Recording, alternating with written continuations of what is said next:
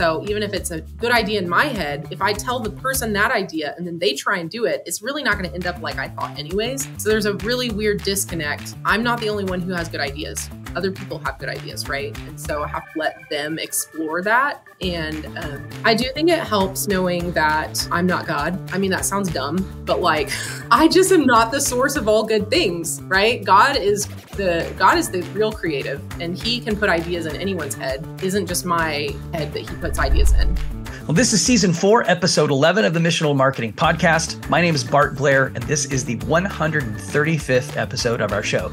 We started producing this podcast in 2020 for the purpose of helping churches grow by leveraging digital marketing and effective communications.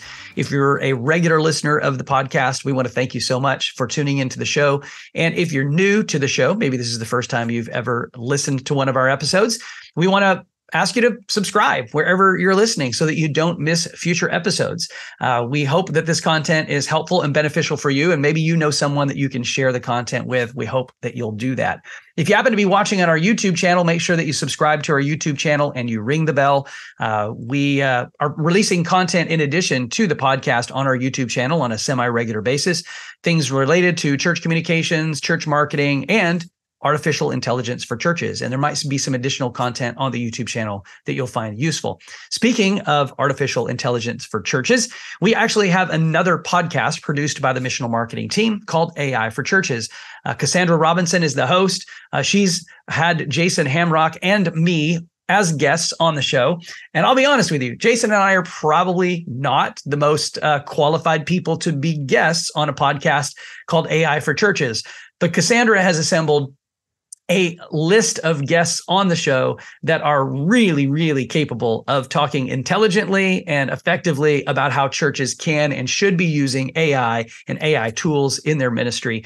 So if you haven't yet checked that out, make sure that you do. We'll link to the podcast in the show notes so that you can check out some of the episodes that Cassandra and her team are putting together. I think that you'll find it very insightful and very beneficial. Well, one of the things that Jason and I do when we're lining up guests for our podcast is think about how we can bring guests onto the show that we think would really be a benefit to you in the trenches that are doing church comms. And today's guest is one that I think is going to add a lot of value to our conversation about how to be effective in church communications.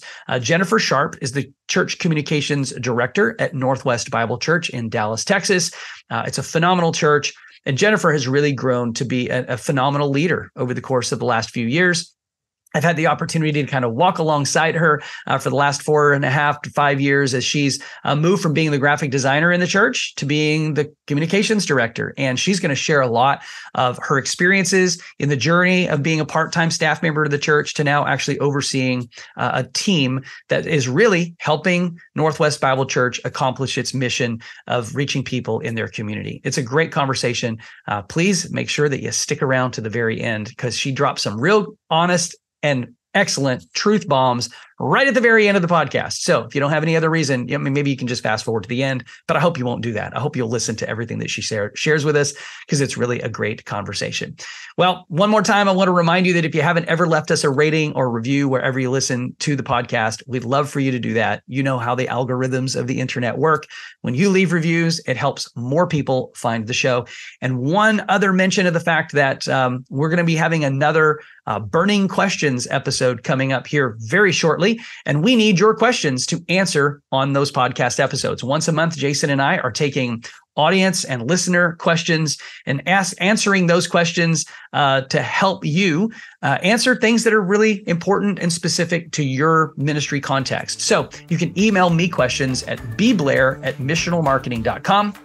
Put in the subject line a burning question or a question for the podcast or something that gives me an indication that you're looking for us to answer it on the podcast. Otherwise, I might just reply to your email and answer the question. So make sure that you note that it's for the podcast, and we'll add it to our spreadsheet, our growing spreadsheet of questions, and maybe we'll get to your question on one of our upcoming Burning Questions episodes.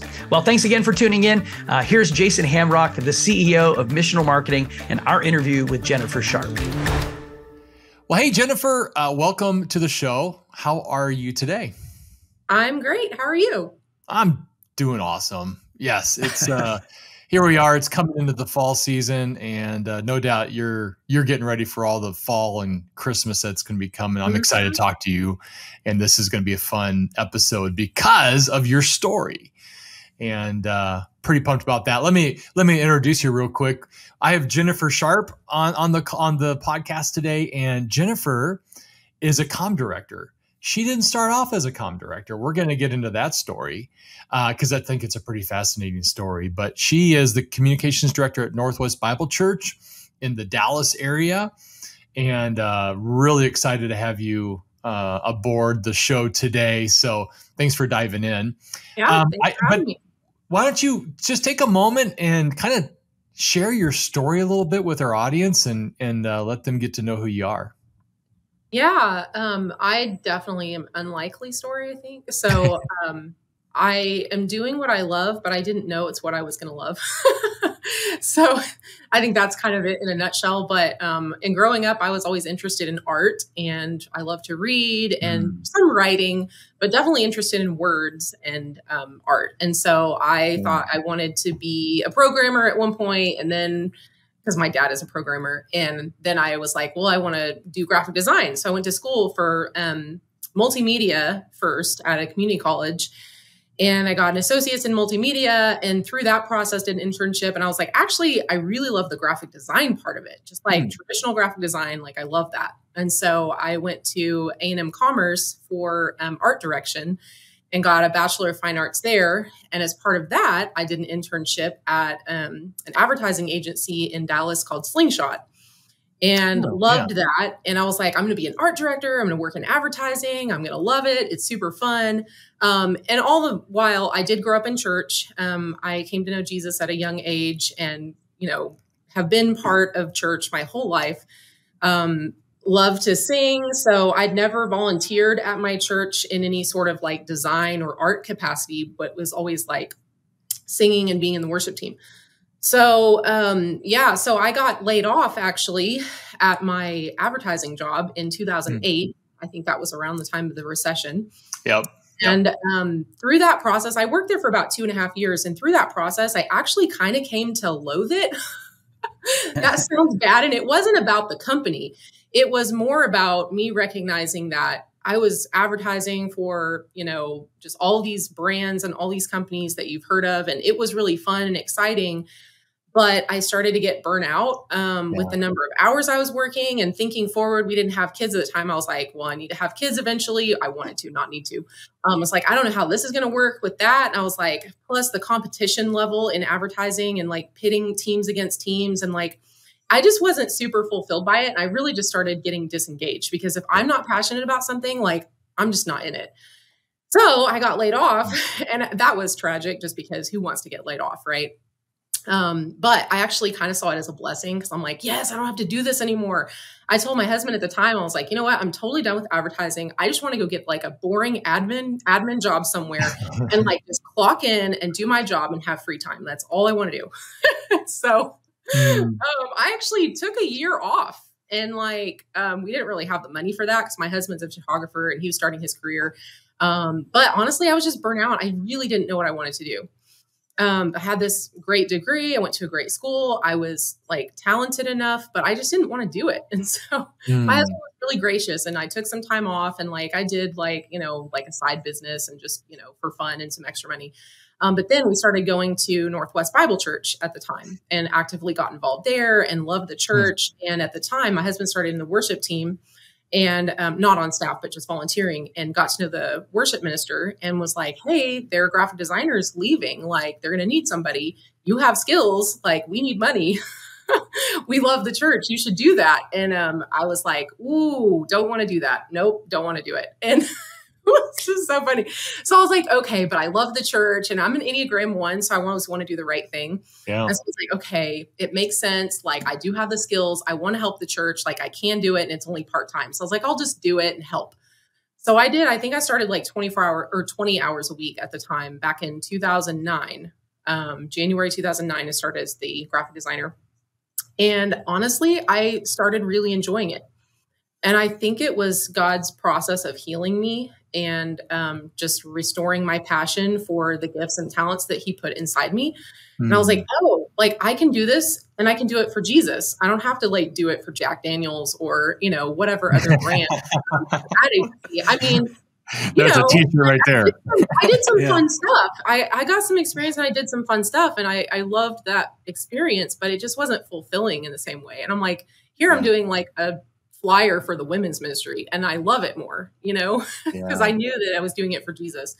And so that was really fun. And I just ended up loving it. And obviously I'm still here. But yeah, that was the beginning of it. So where do you want me to jump from there? Well, I was going to say, so I mentioned that you're the comm director, and you were sharing earlier, you're kind of like, yeah, that's God's sense of humor right there, because you didn't want to be the comm. In fact, you hired the comm director at the church. So walk us through just the latter part of the time that you've been at Northwest Iowa that you're, with your journey. Yeah. So I was the graphic designer and up and down on hours. So they didn't have enough money to pay for a full-time designer at the time. So I started part-time and like, I was really advocating for working more eventually. Cause I'm like, we got a lot of stuff to do here. We can do so much more. And then they had the money. So I went full-time. And then I was the only graphic designer. We didn't have a team. So it was just me. And with my background, of course, working at an ad agency, I could see the value of like structure and processes and systems early on. And I tried to implement a few of those, like, creative brief, like, okay, you've got this event. What audience are you trying to reach? And like, what's your results that you're trying to get? And like, they were like, we don't need that. So I was like, okay, cool. I had no authority. So I was like, well, I guess we just won't do that then.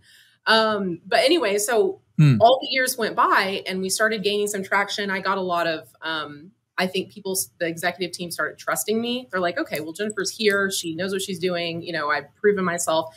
And me and my supervisor at the time, the worship minister, started like being on the same page with like, we really do need a comm director. Like we kind of need to elevate this thing, right? Like we got a lot of stuff going on and no strategy. And at the time we had taken on another part-time designer. And by this point I'd already had 2 kids. So I had 2 kids, came back full time. So all that had happened. So yeah, when we started looking for the comm director, like I was really excited because I didn't want to do that job. I loved being a designer. So went through that process, hired our first communications director, and she was here for a couple of years. I loved her. She was great. She put a lot of processes and systems in place. We grew. It was awesome. And then she moved on, and we had an open position. So at that point, it was me as a full-time designer, a part-time designer, and then this open position for communications director. I still didn't want to do it because actually I was part-time at that point. And the other girl was full-time. There's been a lot. So I was like, yeah, this is great. We're going to hire another communications director. This is going to be awesome. And so the position sat open for months. It was like September to April when I took over the position. Wow. And I was not interested in doing that. And I was like, we're going to find somebody great. I'm not qualified. I can't do that job. Which tends to be my default mode is like false humility. And I think I operate a little bit out of fear, which I'm growing in. But my husband, again, was like, you can totally do that. Like, you should apply. And people would ask me that I work with, are you going to apply for that? I'm like, no, not going to apply for that. So I have this weird story of like, most people really want a job and apply for it and hope they get it. I've been the opposite here. I'm like, I don't want that job. I'm like, okay, well, I'll do it. And so it's just this really it's kind of like Moses. If you know that's what you are, you're sort of like Moses, but the staff in your hand is a mouse. I never honestly thought of it that way. But yeah, it's definitely God. Like God, I feel like called me here. God put me here, and God has opened the door. And I'm just like, whatever you want me to do, God, I'll do it. And I tell people sometimes they're like, why have you've been there forever? Like, why? And I'm like, because God hasn't told me to leave. Like, I don't have. I'm weird, I know, but I don't have like this ladder that I'm trying to climb. I don't have like huge aspirations for where I'm going next. I'm like, I feel called here. And when God tells me to leave, I'll leave. And I'm just here, and they haven't kicked me out. So what is talk to us, because I have some questions I really want to dive into, because I think your story resonates with a lot of people listening. And that is, you started out, first of all, maybe you didn't even want to be in ministry. You find yourself in ministry and you find yourself elevating to the next level. And maybe it wasn't something you had planned, but God had a plan. Mm-hmm. His plans always work out for the best, and his plans are always good for us. Tell me about, now, because you're an artist, you're You're a designer by heart, but now you're Yeah. a comm director. What's the joy that you get out of being a comm director? Yeah, I think that's a really great question. I've always been a strategic thinker. And even when I was, I love design, but even in that, I was always interested in, like, in the ad agency, we had writers that did the copywriting and we did the design, and then we had a production team. So it was very segmented, but I would always think, oh, well, this would be a great headline, right? So I always thought that way, even though the job was segmented, and I was never on the strategy side, but my brain definitely works that way. And that's the main reason I thought maybe I could do this, because I think my brain works that way. And I, even as the designer here, since we didn't have a comm director, I was doing actually a lot of that on a low level with no authority, that I end up doing now. And I just didn't realize it. I'm like, oh, well, I'm advocating for certain things, and I'm kind of leading up in some ways, even though it didn't always result in change immediately because I didn't have an authority. But that my brain works in all those ways. I like to see a big picture and be a part of all the pieces. And I did actually work with, from the beginning, I have worked with the senior pastor on his design concepts for the sermon series. Yeah. So nothing outside of that up until I took this role.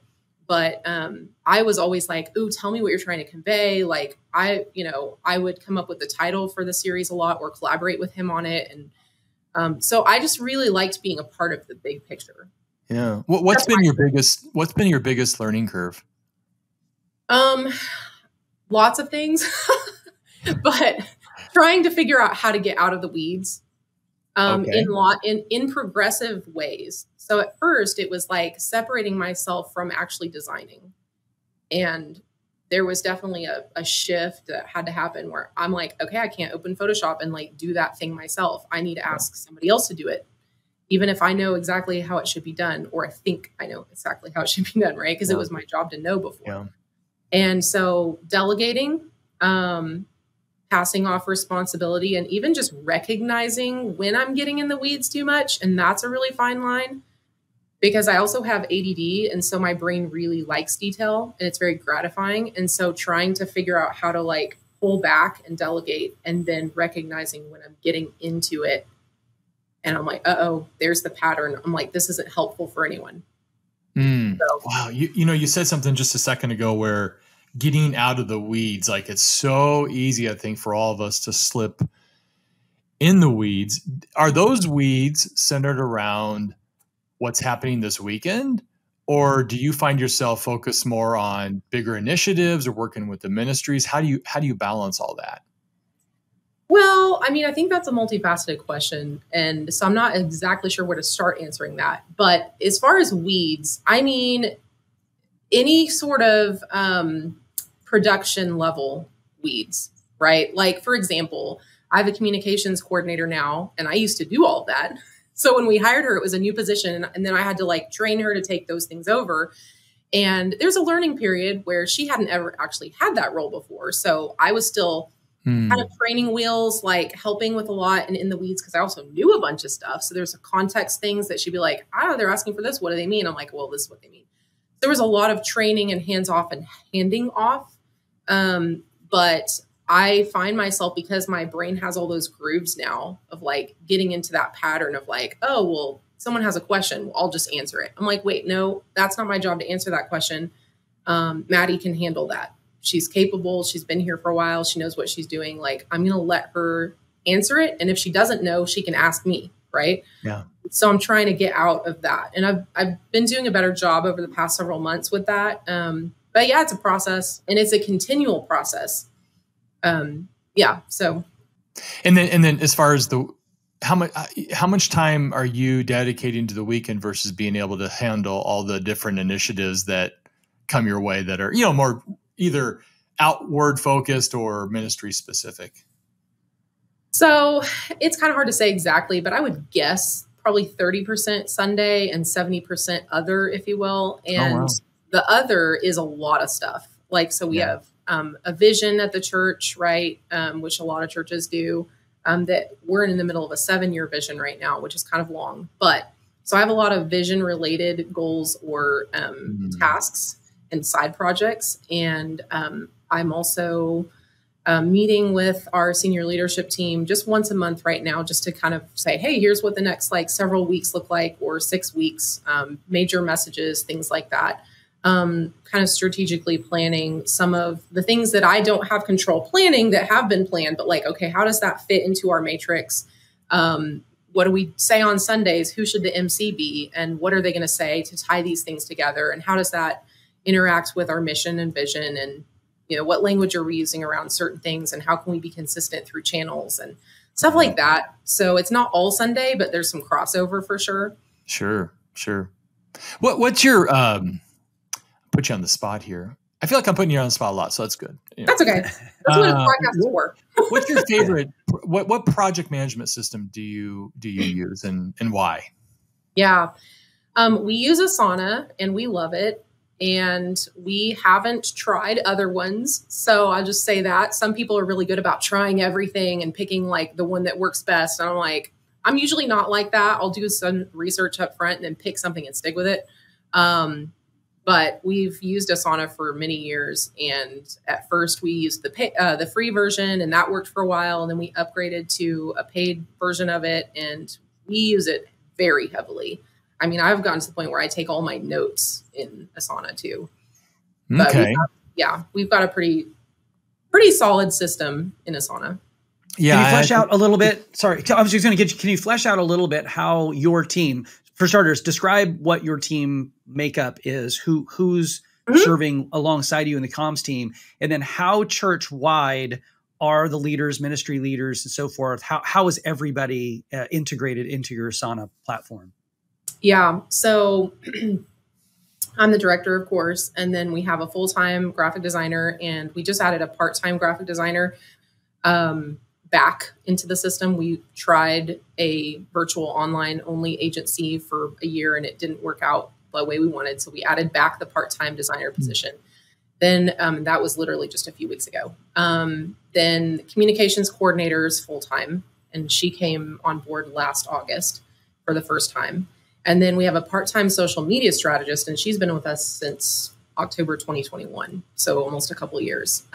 So that's our makeup right now. So two full-time, 2 part-time plus you. Yeah. Okay. Yep. And so how is everybody integrated into the Asana platform, and how are you utilizing it with your other ministers, ministry leaders, and other people outside of just the comms team? Yeah. So right now, the main users of Asana are obviously all the comm team, and then all of the support staff for each ministry, because they're the ones really that are doing the grunt work of like doing the requesting work, right? Like making the request, communicating what their ministry leaders are looking for. So in our staff, it's like admins and coordinator level. They all are in Asana daily, and we coordinate. So we have a 4 times a year submission process right now where we let all the teams know, like, hey, we need your communications request for design and publicity for the next season by X date. And they input that all into Asana natively through templates. And then comm coordinator goes in and sorts all of it and makes sure nothing's missing, and then assigns out the work to the designers. So that's kind of how it works. And we have 2 different functions for it. We have the assets, all the stuff we're actually creating, and then we have the comm channels part. So stuff gets tagged into all the comm channels. And I actually found, I can't remember who it was, I'd have to go look, but we used Asana for a long time, but the way we have it structured right now was actually copycatted from some communications director at some church in the Midwest that I found through the church communications Facebook group. So I could look it up, but he was really gracious. He's like, oh, we have it set up this way, and here's this whole video. And I was like, oh, okay, copy paste, you know? So yeah, I love learning from other people. Yeah. Are you active in the church communications Facebook group? Yeah, fairly active. I actually just went and looked. I was searching for something I'd posted about, and I tend to post in there like every few months, every 2 months. Sometimes I'll get on a run and do 2 or 3 in a couple months, and then I'll comment when I think I have something really relevant to add. But yeah, it's been a great resource.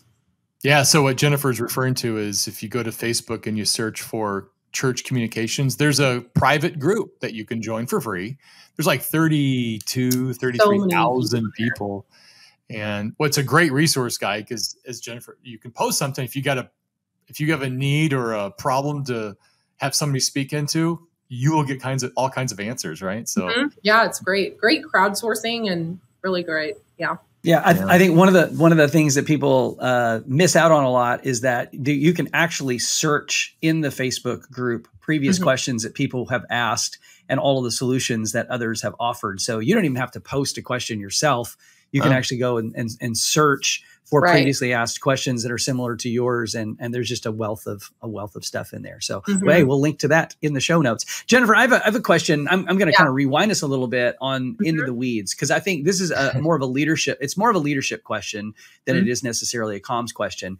But we recently had Tyler Mount from Providence Church in North Carolina on our show, and one of the things that he cited was that the people that make up his communications leadership team are not graphic designers. They actually outsource all of their graphic design. And he said, we're not graphic designers, but we know what good graphic design looks like. That's their skill set. You now, as the leader of the comms team, recognizing that you can't be the one that opens up Illustrator or Photoshop every time to whip up the graphic or the design that needs to be put together. How do you find yourself able to empower other people to do something that you yourself know you could knock it out of the park? You could do a great job because that is your gifting. That is what you're good at. I think in church leadership, this is one of the great deficiencies that a lot of church leaders have, is that I can't let somebody else do it because they're not going to do it as well as I do it. How do you get over that hump of saying, I'm going to empower the person that we've assigned to do this, to do it, and I'm going to coach and I'm going to guide, but I'm not going to meddle. I'm not going to get into the middle of it with them. How have you overcome that? Or maybe you haven't. I don't know. Tell us where you are in that. Yeah. Well, I mean, I made a rule for myself, first of all, like that I just don't do it. So for me, it was like, I don't do it. So if somebody asked me and the designer's overloaded, I got to the point where I was like, we just don't have time. Like, I'm not going to do it, because I had to make a rule for myself. And I had support in this too. And honestly, I was pushed into it a tiny bit at first, where it was like, shouldn't be doing that. I'm like, you know what? Okay, I'm just not going to do it. Like, we don't have time. We don't have time because it's not my job. So there's definitely a decision point there, which is sometimes hard, especially like for people pleasers, which I can be a little of. Where it's like, oh, but it's church. Like, they really need something. Like, I don't want to say no because, whatever. But you can't just operate like that on a regular basis where you just won't get anything done. So there's definitely a logical side of it. Like, just don't do it. It's like, what's going to happen? Nothing's going to burn down. I mean, so there's that part of it. But then like you said, there's the part of it where you trust someone. Because what's been hard for me is learning how much feedback to give, right? Like how detailed of feedback I give, or how much idea I try and feed into it up front. Because like my brain starts thinking, I'm like, oh, we could do this, we could do that. But like, I can't be the one to do it. And so even if it's a good idea in my head, if I tell the person that idea and then they try and do it, it's really not going to end up like I thought anyways. So there's a really weird disconnect. I'm not the only one who has good ideas. Other people have good ideas, right? And so I have to like let them explore that. And I do think it helps knowing that I'm not God. I mean, that sounds dumb, but like I just am not the source of all good things, right? God is the real creative, and he can put ideas in anyone's head. And it isn't just my head that he puts ideas in. And so just trying to develop. And I've had a really good supervisor that's challenged me in that too, because he and I are a little bit similar in that he's just really good at his craft. Honestly, I think he's better at what he does than what I did.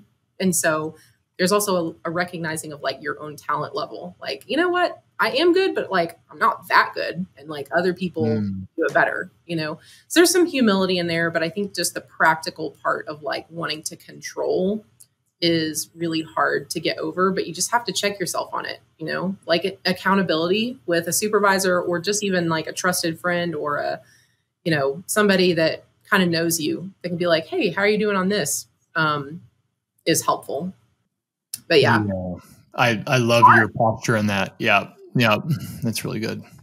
So Jennifer, outside of the church communications Facebook group, where else are you looking to learn? Are there other people that you look to, whether it's leaders or creatives or comms directors, podcasts you listen to, books, conferences? Share with us what some of your sources of inspiration and learning have been. Yeah. I love Carey Nieuwhof's podcast. I don't listen to every episode because, you know, I'm a mom of 2 kids. I got a lot of stuff going on, but I do have a little bit of a longer commute. And they're an hour and 20 minutes long. Right. Something like that. Right. But you know what? I actually kind of love that. And whatever, everybody has different stuff. But like, I have a little bit of a longer commute. I have about a 30 to 45 minute commute. And so I can listen to a podcast. I can start it on my way in. I can finish on the way out. Or, you know, sometimes I'll listen to it twice, but he has so many good guests on and like leadership. And I just I just eat that stuff up because I just really love the strategic thinking. And like, that's what feeds me. I really don't look at design stuff. I don't. I have a background in it. And I'm like aware of what's going on, but I'm not like following design blogs and all that stuff. It's like, that's not my job anymore. Yeah. And so I'm just really trying to consume like leadership content and like, you know, how do you carve out time for things? How do you set goals? How do you control and empower people and that kind of stuff? So yeah, I'm not a person who listens to a ton of different stuff. Like I have ADD, so I try and keep my sources fairly minimal or I just feel really frazzled. So I listen to a lot of Carey Nieuwhof because he has such great guests. And then I love the Church Communications Facebook group. Like I said, that's great for crowdsourcing. And then I did a comm cohort with Phil Bowdle from Slingshot. Yeah. Like year and a half or so. I can't remember. We had Phil on our show. Yeah. Jason, you interviewed Phil. I don't think I was on that episode, but I think Phil was on our show. Yeah. Yeah. And he was great. And we did that actually in the fall of 2020, I think. So like coming right out of the pandemic, we were supposed to start it like April or May or something like that of 2020. And clearly it had to get postponed, but it was really pivotal to have like a comm cohort of people like during coming out of COVID where it's like, you need some grounding, you know? So that was great. And I've worked with Fishhook. I think you guys are connected with Fishhook a little bit, right? Yeah, those guys. Yep. Yeah. And they were really a great partner for some coaching. And then Bart was coaching me at first when I first started. And so I have a lot of good input from different sources. Yeah. So it's helped because I needed all of it. I'm like, I don't know what I'm doing. So I need everybody's help. Yeah. Well, thank you for being open and honest with all that you've got going on in your journey. If there are, because I know a lot of people who listen to our podcast are those people that are maybe being nudged to move up the ladder, so to speak, because God's planting that seed. It's not them selfishly wanting to move up. So if there's anybody else out there who wants to get a hold of you, what's the best way to get in touch with you if they want to, bend your ear for a conversation? Probably LinkedIn, and I don't actively use it a lot, but if someone sends me a message, I could definitely respond. So it's funny. Lisa tells you a little bit about how long I've been here and how little I care about climbing a ladder. Like the photo on my LinkedIn profile is like from, I don't remember, like 2009 or 2010 or something. Like so old. I'm like, I just don't even pay attention. I log in and accept friend requests sometimes and like whatever, but yeah. Okay, so find you on LinkedIn. Yeah, I will respond to messages for sure. Yeah, awesome. We will link to your LinkedIn profile in the show notes so people can connect with you. Any parting shots? Anything that you want to kind of share as just sort of a last chance to speak to church communications professionals or volunteers or church leaders who are maybe in the trenches of comms? Anything you want to share? Yeah, I think a couple things. Don't be afraid to advocate for yourself, but in a humble way, and pray about it first, because the heart can be very deceitful and the heart can be very selfish. And so I think praying is really good to check your heart. I've had to do that so many different times. And then one verse that stuck out to me as I was thinking about just my time here is Proverbs 16:9. The heart of a man plans his way, but the Lord establishes his steps. And that's kind of been my journey. I'm like, I thought I wanted to do X, Y, Z, but like God had different plans. And so I'm just trying to follow whatever his next step is. I don't know what's next, but yeah. So I think humility is huge. It's hard in church and you have to be careful because you don't want to, you don't want to like undersell yourself, but you also want to be careful about doing it in a way that's Christ-like, advocating for yourself in that way, and understanding that it is God's church and trusting that he can change leaders' hearts and in his timing. So it's hard sometimes. Jennifer. Yeah, it is. You know what? I appreciate you. It's been a privilege to know you. I guess we're going on 5 years or so, close to that, since we first connected with each other. So it's been great and exciting to watch you, kind of just grow into your role. And your church is a fantastic church. Pastor Neil is a really gifted communicator, and you just have such a great team around you. So proud that we at Missional Marketing have an opportunity to sort of walk alongside you guys in your journey of reaching people in Dallas, like the heart of Dallas, real Dallas. So I really appreciate just all the input you've had in my journey and my life and advocating for me. And it's been really, really cool to watch your journey too, but I appreciate your input and your coaching. Well, we're all in this together. We're all in it for one thing, and that's to help more people find and follow Jesus. And those of you who are listening to the podcast, we hope that this has been informative and helpful for you. If you're watching on our YouTube channel, make sure that you scroll down to the comments section. We always post a question, just sort of an open-ended question to start some dialogue on the YouTube channel, and would love to engage with you there.